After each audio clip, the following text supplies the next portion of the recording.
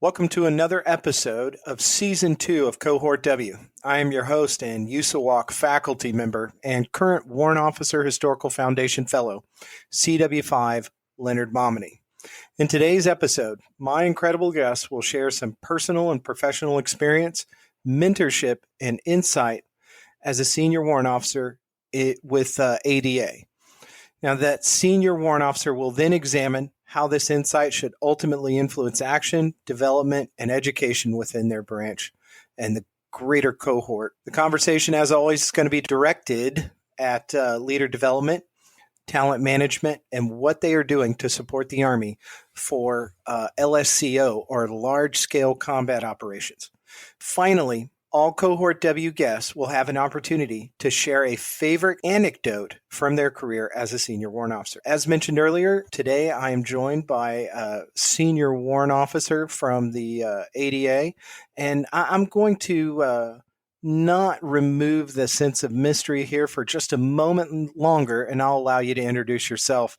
So thank you so much for your time today, CW5 Brown. Well, thanks a lot. It's a pleasure to be here.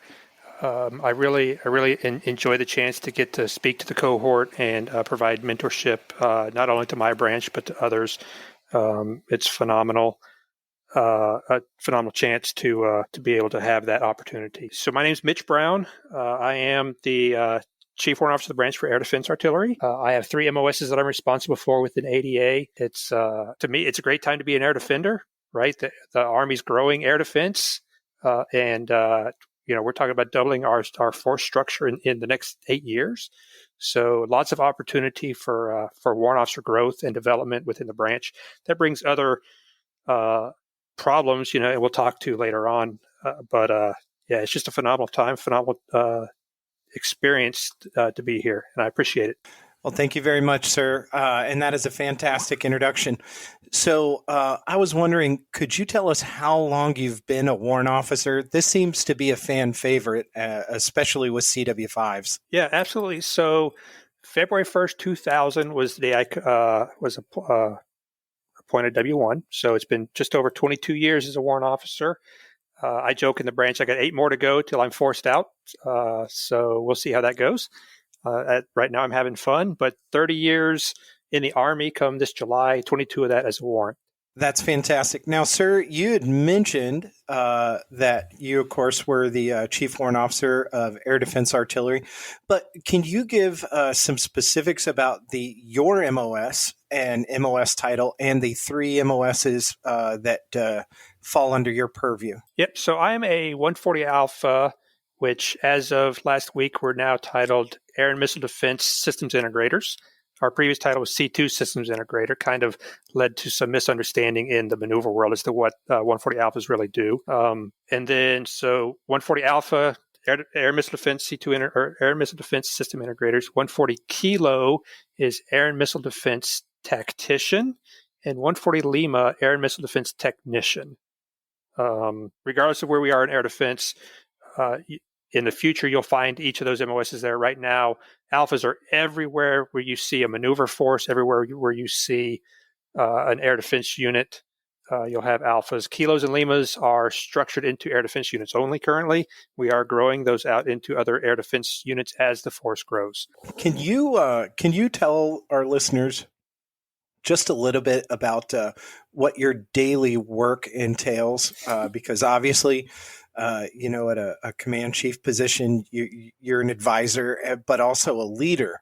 And how does that work serve to the betterment of both your branch and the Army as a whole? So as the CWOB for ADA, I have the great ability to interface with the Commandant on a daily basis, interface with the Fire Center of Excellence, CG, on a daily basis, and with my other GOs out there in the force, whether they're at a Army Air and Missile Defense Command unit or the Space and Missile Defense Command. So my job, absolutely, as an advisor to the seniors of the branch on anything, whether it's technical in any of my three MOSs, whether it's .mil PF focused, as you look at here at the Fire Center of Excellence, specifically, a direct connection with the doctrine and the leadership and the talent management, the training and the organization piece, and the personnel piece is what falls under my boss's purview, and which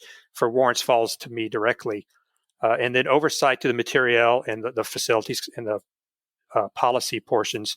I reach out to the various agencies to deal with those, which is interesting because as a warrant officer, right, we're very technically focused. We look at our MOS and just our MOS for the life of our career, and to come into a job like this that is not your MOS, really, it's very .mil PF centric. It can be a challenge, and having a background in that kind of helps, right? Fortunately, I've worked in TRADOC a couple of times. I've worked in ATEC. I've worked in Futures Command. So I've been fortunate enough to have little pieces of that .mil PF world throughout my career.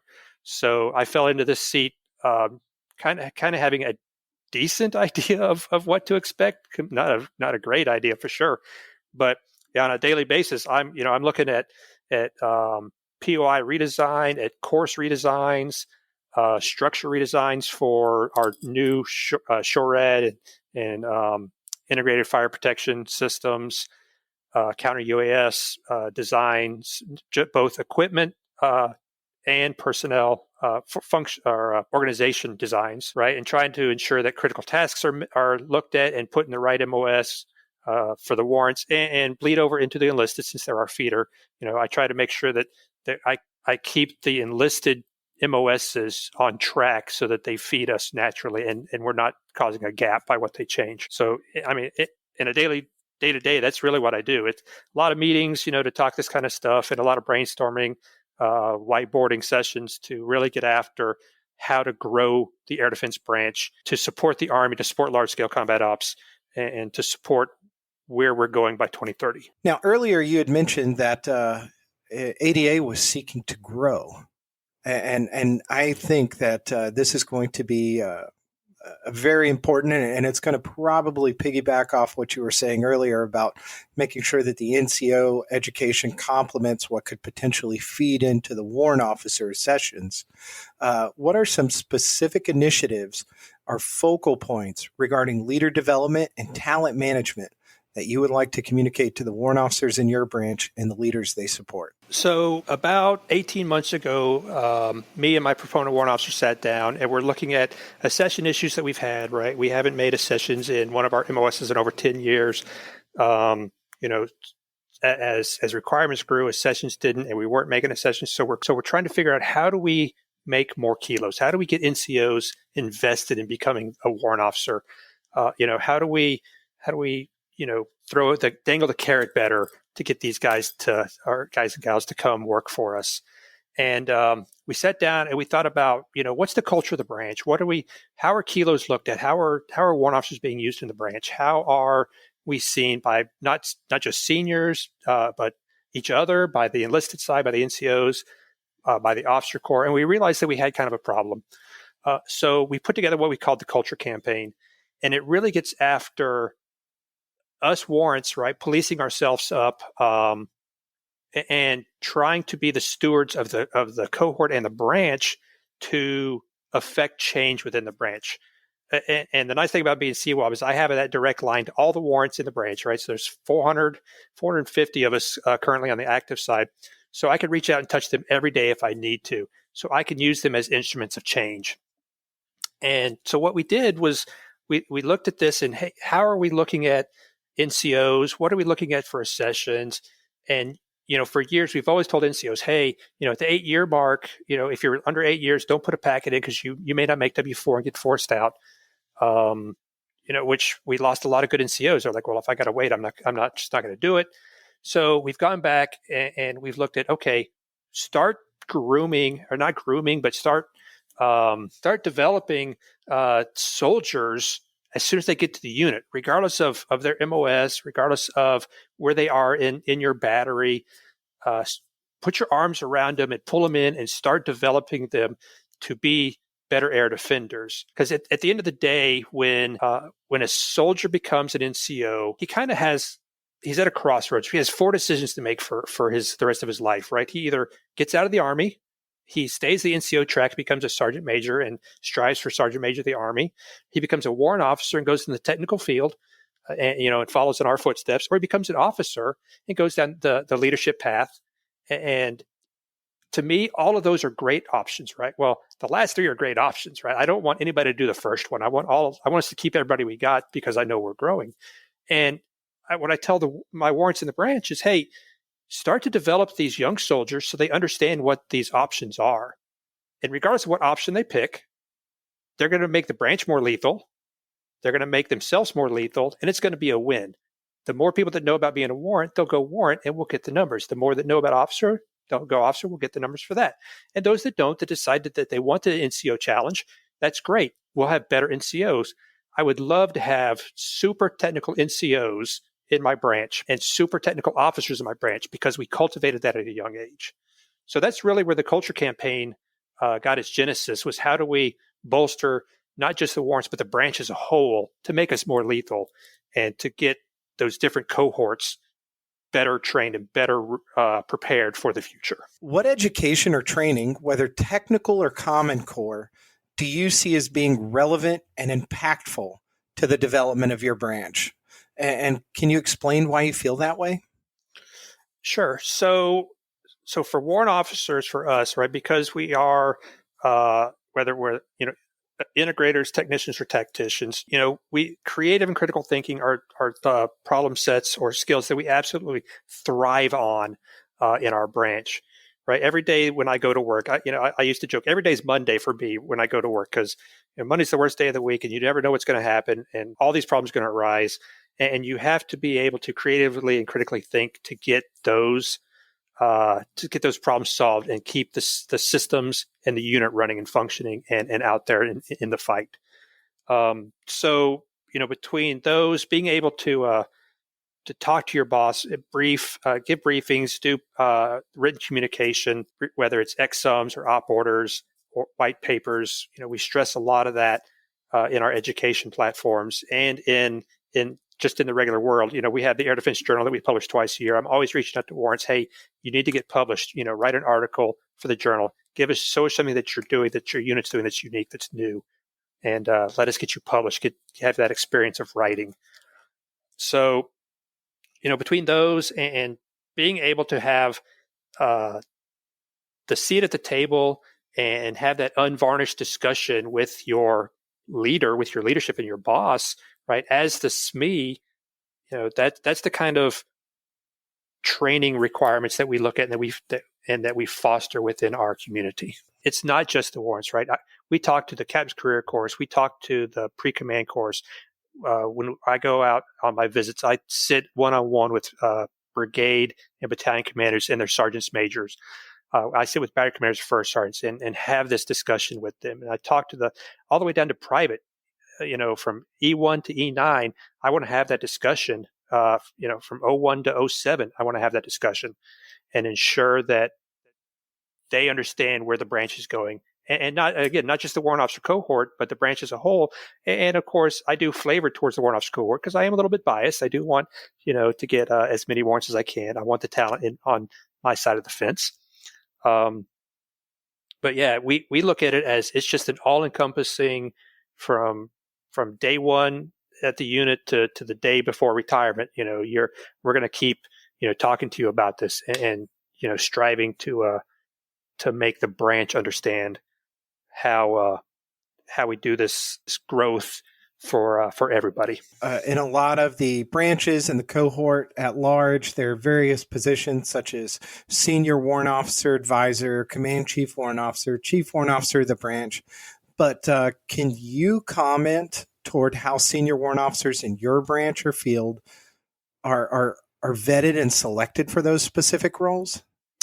Yeah, it's interesting. We're about to change the paradigm on how we do this. In the past, it's always kind of been the CWOB has kind of managed this and reached out to the GOs that nominative position is going to work for, and kind of work with that GO on, hey, who would you like to have, and here's who I think would fit.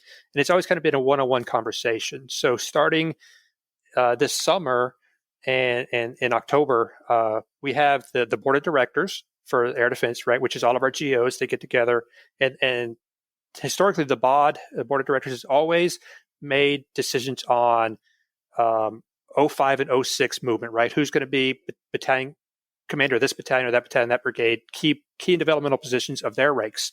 So I've taken these nominative positions to the BOD, and I've said, hey, look, I want your buy-in on who we're putting where.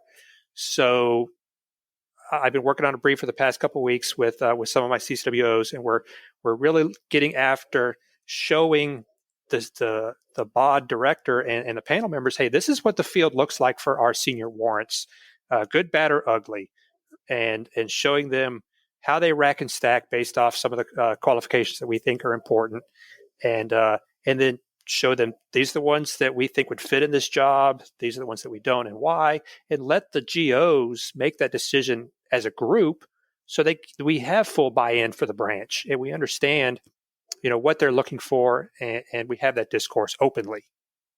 So, next question: what would you say to a CW3 or even CW4 that aspires to someday rise to the position that you now hold? I've got a CW2 I talk to all the time. He already wants my job. It's great. So I tell him, hey, have that discussion early with your leadership, right? Keep abreast of what's going on in the branch. Keep abreast of the CWOB. Keep in contact with me and the CCWOs. Express early that you're interested in those kind of jobs, but work towards them. If you can get .mil PF experience, great. If you can't, that's understandable. But there's ways to get experience outside of being in the job.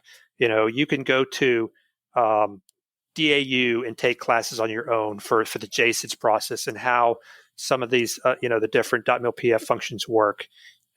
You can, get spun up on our doctrine, and not just air defense, but Army doctrine, and fully understand how we fit into the Army as a whole. Air defense has a bad habit of being ADA, a different Army, because we kind of stovepiped ourselves for a long time. So we're not as Army as the rest of the Army, interestingly enough. So, we're trying to get back to that, especially as we're growing the shore battalions out. So for those 3s and 4s out there, get invested in the change, get invested in the growth of the branch, of the mentorship, and understanding where the branch is headed and what the doctrine is going to change to, and how that change really happens. Try to get a peek behind the curtain now, so that when you get here, it's not as mind-boggling. It has been said that experience is the best teacher. Now, as both a CW5 and a senior warrant officer, what experienced success or even failure have you learned from the most? So, all right. So I'm going to tell a story. Hopefully it's quick. And really, I think this is going to answer question 2 and 3. So there I was. It was 2003. We're in Iraq. I'm a W2. I'm sitting at the brigade level, watching the scope. As air defenders, we were responsible for TBMs coming in, tactical ballistic missiles, Scud missiles coming in from Iraq, and we're protecting the force. And I had been sitting on that scope by myself. This was early April. We had an incident where we shot an F-18 down. So I'd been sitting on that scope watching it since 1 March without a break. I slept in the van. I showered in the van. I ate in the van. And I just lived at the scope. Radios blaring all around me. It didn't matter. And after this F-18 incident, and I got to thinking, I'm like, what am I doing? Why am I the W2 in here, staring at this scope, hair's growing wild. I look like a frickin', caveman up in here. Nobody knows who Chief is anymore. He's hiding in the van. But I'm doing the mission. I'm making sure that the battalion and the brigade are functioning. And I look right down at the bottom of the steps of the van. There's my two soldiers, E4s, sitting there, and they're taking shifts, working out there. I'm like, all right, somewhere Chief messed up. Why is Chief up here not getting any sleep? And those two guys are sleeping, 12 on, 12 off. So I'd realized that I had hoarded all that knowledge. I was the one go-to guy for anything in my MOS, anything that had to do with that shelter and that scope in the brigade. And I wouldn't let my NCOs touch the systems. I wouldn't let my Joes touch the system. It was just Chief. It's my system. I'm going to make sure it runs. And, 6-8 weeks of doing that straight and eating nothing but MREs, I realized that's probably not the best way to do business. So I thought right then, man, this has got to change. So when we got back from Iraq in June, I pulled all my NCOs and I'm like, hey, look, here's the deal. I'm not touching the equipment again. I'm going to teach y'all how to do it. Y'all are going to figure it out. We're going to get better at this. And I learned, during that deployment, that as the warrant, I have to step back. I have to let those NCOs and those soldiers grow and get that knowledge. And so that's where I started understanding what mentorship was and what the warrant's role really is for ensuring success through the NCOs and the soldiers and not, on my back alone. So after that, man, it made my life easy to the point where when I made W5, I was sitting at an Air and Missile Defense Command. We deployed our entire TOC to Qatar. It was probably 75 days downrange for an exercise. And I didn't have to do anything. I stood there and I watched and I made directions and I said, hey, we should probably do it this way or that way. And I didn't have to touch equipment at that point. I did because I wanted to, but I didn't have to. And it was so much easier. And the responsibility was still on my back, but I knew I had other warrants. I had NCOs and soldiers that were trained properly that could perform. And life was so much easier by then. It was so great to fully understand that I am the leader, but I don't have to be the doer. Right, I can task that down, and I have to task that down to ensure the branch survives. Because when I left the unit as a W2, nothing got done because it was like, well, Chief does all that. We don't know what to do. That's really, what I learned is step back away from what you think you need to do. Really identify what your job really is and the scope of your job is, and don't go taking other people's duties. Hold their feet to the fire, make sure they can get it done. It is so great, to hear senior warrant officers talk both the importance of doctrine and sharing mentorship with those that they seek to serve. Thank you so much, CW5 Brown, for your time and sharing how a senior warrant officer's leadership in their branch can ultimately contribute to meet the doctrinal requirements for both the current and future fight. I really appreciate your time today, sir. Yeah, absolutely. Again, this was I really look forward to doing this. Like I said, I'd love to get back to the branch and the cohort any way I can, and this seemed like a great opportunity to do it. So thanks for inviting me. For updates on Cohort W and the Warrant Officer Historical Foundation, you can follow us on Instagram and Twitter. Simply search for @WOHF1918 or Warrant Officer Historical Foundation. Finally, to learn more about how you can support programs like this, please visit warrantofficerhistory.org. Thank you. Cohort